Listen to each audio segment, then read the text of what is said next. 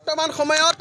এই বিজেপি চৰকাৰখনে আসলে চৰাইচাৰিটা আসলে শাসন চলাইছে তেওঁলোকে বলপূৰ্বকভাৱে দমন নীতিৰে এই কা বিৰোধিতা কৰাৰ পাছতো তেওঁলোকে পুনৰ আসলে কা জাপি দি আমাৰ যি ভাষা কৃষ্টি সংস্কৃতি সেই সকলো আসলে নিকাশ কৰা আসলে ষড়যন্ত্ৰ চলাইছে কাৰণ সমগ্ৰ অসমত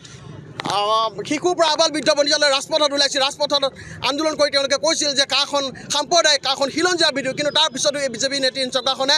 ৰাজপথৰ আন্দোলনত কোনো ধৰণৰ আসলে ভক্ষেপ নকৰি পুনৰ আসলে কা জাপি দিব বিচাৰিছে আৰু আজি কা নিয়মলৈ আসলে বলবৎ কৰিছে তেওঁলোকে গতিকে আজি এই কাৰ্যসূচীৰ স্পষ্টভাৱে সকীয়াই দিব বিচাৰিছোঁ কাৰণ 5 গৰাকী ফুলকমলীয়া ছাত্ৰ আসলে শ্বহীদ বৰণ কৰিছিল কিন্তু তাৰ পিছত এই চৰকাৰখনে আসলে গা নৰিলে তেওঁলোকে ৰাজপথত ওলাই অহা কোনো ৰাইজৰ ওচৰত নাথাকি তেওঁলোকে ৰাইজৰ বিপৰীত স্থিতি গ্ৰহণ কৰি পুনৰ তেওঁলোকে কা নিয়মাৱলী আজি গ্ৰহণ কৰা আমাৰ মাজত অবৈধ বাংলাদেশী বুজা জমি দিব বিচাৰিছে অসমত অসম চুক্তি আছে 1971 চনৰ পাছত অহা প্ৰত্যেকজন বিদেশী ইয়াৰ পৰা যাব লাগিব সেয়া হিন্দুৱে হওক या মুছলিমে হওক কিন্তু তেওঁলোকে ভোটৰ স্বাৰ্থত তেওঁলোকে কি কৰিব বিচাৰিছে অসমত ধৰ্মভিত্তিত ভাগ ভাগ কৰি তেওঁলোকে হিন্দু বাংলাদেশী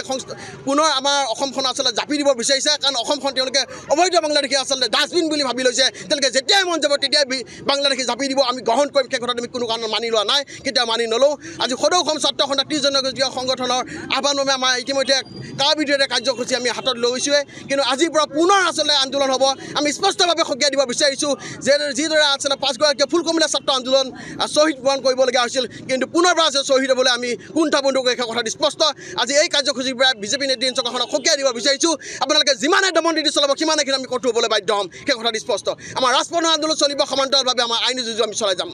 আন্দোলন চলিব আজিৰ পৰা পুনৰ আন্দোলন চলিব ধাৰাবাহিক আন্দোলন চলিব কাইলৈ আমি জোৰ সমদল ইতিমধ্যে সদৌ অসম ছাত্ৰ সন্থা আৰু 30 জনগোষ্ঠীয় সংগঠনে আমাক কথাটো জনাইছে আমাক সদৰি কৰিছে যে কাইলৈ আমি যি জোৰ সমদল আছে সেই জোৰ সমদল কৰিম গতিকে পুনৰ আসলে কাৰ বিৰোধী আন্দোলন হ'ব ৰাজপথৰ সকলো ৰাইজ ওলাই আহিব সকলো ৰাইজৰ সহায় সহযোগিতা আমি বিচাৰিছোঁ ৰাইজ ওলাই আহক আৰু এই কাৰ বিৰোধী আমি পুনৰ আন্দোলন গঢ়ি তুলিম আমি অহিংস গণতান্ত্ৰিকভাৱে আন্দোলন কৰিম কাৰণ এইখন চৰকাৰখন আসলে ফেচিবাদী চৰকাৰ ফেচিষ্ট চৰকাৰ তেওঁলোকে গণতান্ত্ৰিক আন্দোলন আসলে দমন কৰিব বিচাৰিছে তেওঁলোকে আৰক্ষী বাহিনীক আসলে কিনি লোৱাৰ দৰে আৰক্ষী বাহিনীক তেওঁলোকে নিজৰ দলৰ আসলে কৰ্মী হিচাপে তেওঁলোকে ব্যৱহাৰ কৰিবলৈ ওলাইছে গতিকে আজি এই কাৰ্যসূচী স্পষ্টভাৱে সকীয়াই দিব বিচাৰিছোঁ আপোনালোকে এই আন্দোলন আসলে প্ৰত্যাহ্বান গ্ৰহণ কৰিবলৈ সাজু থাকক